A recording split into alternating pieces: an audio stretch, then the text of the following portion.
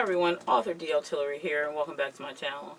As you know, on Saturdays I become the Mistress of Horror, but really I'm her all week, so yeah. Anyway, how about you press that subscribe button and give this video a like, and ring that bell so you know when I'm uploading new videos.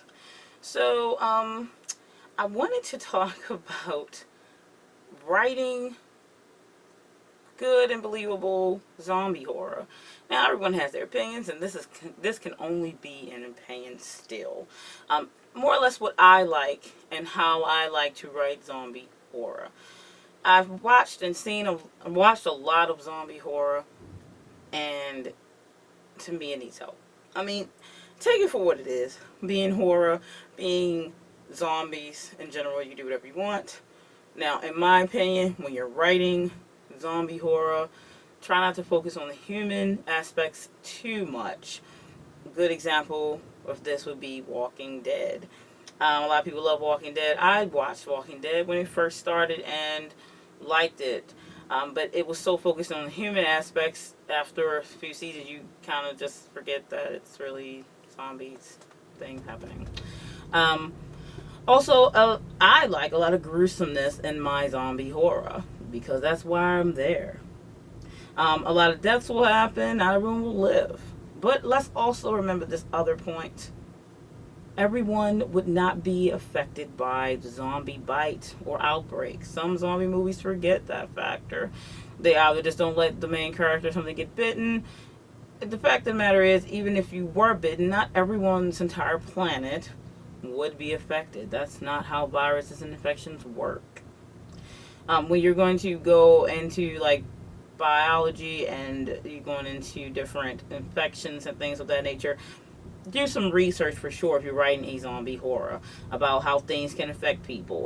One movie, a story, I'm sure it may have been a book before, I'm not sure about this one, 28 Days Later, and of course it had a sequel 28 Weeks Later. So that was more of a super rabies, like super rabies or whatever, because it kind of was very fast and instant. When you're writing zombie horror, there's different types of zombie outbreaks, obviously. 28 Days Later was a type of zombie outbreak simply because it was similar, but it was really a super rabies infection. It would work very quickly. It would make the host irate, and they weren't really worried so much about eating your brains as some zombie movies would entail. It was more or less the attacking, the violence of the host that was infected by it, so which was really affecting society because of the violence of it all, murdering each other and things of that nature. If you haven't seen 28 Days Later or 28 Weeks Later, check them out. 28 Days Later is the first one, and 28 Weeks Later is the second one. I do recommend those two for technically zombie horror. But yeah, I mean, I'm working on a zombie horror. It was a long time coming because I'm very picky about them. I've watched almost all of them, picky about which ones I like. Though the two I named are good ones. There is also one with Will Smith in it called I Am Legend, which is another version of more like a super rabies and not so much zombies. But it pretty much seems like zombies when they do super rabies. But yeah, I think, remember that it is somewhat grounded in reality. So as you write that, even though it's horror and fiction, it is somewhat grounded in reality because some of the things and concepts in it can be proven to a degree. And you want to remember that. And research, chemistry. You want to research biology. You want to research different diseases and things and how those things can affect the human body. What's the infection rate of any kind of a virus or infection, because it's not like everyone on the entire planet can be infected by any one thing, because everyone's immune system is different, not to mention blood and all these other things and factors that come into play. I am not a scientist and I'm not a biologist, but I have a high intellect and I do read a lot.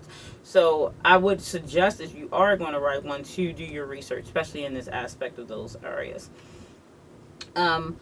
You don't have to be completely realistic, obviously, because it's still fiction and it is horror. So we don't expect complete realism.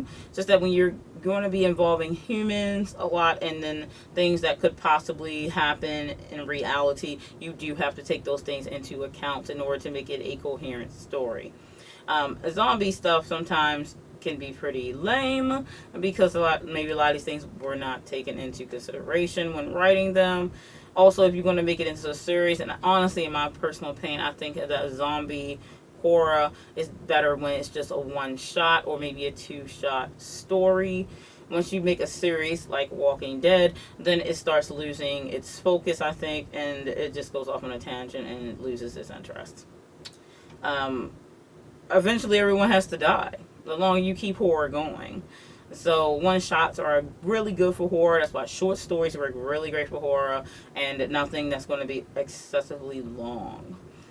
Um, yeah, that's my take on zombie horror. I'm working on one. It doesn't have a name yet, but we'll see how that goes. It's on It's one of my back burner projects. But let me know how you like zombie horror. What movies are your favorite ones? Are you working on a zombie horror, maybe a post-apocalyptic type of world that's in devastation because of a zombie outbreak? Let me know what you're doing, or if you have thought of writing one, or you have a favorite book that's based off of one, or maybe you just like The Walking Dead. But yeah, let me know in the comments what's going on, and I will see you in next week's video. Take care. Stay scared.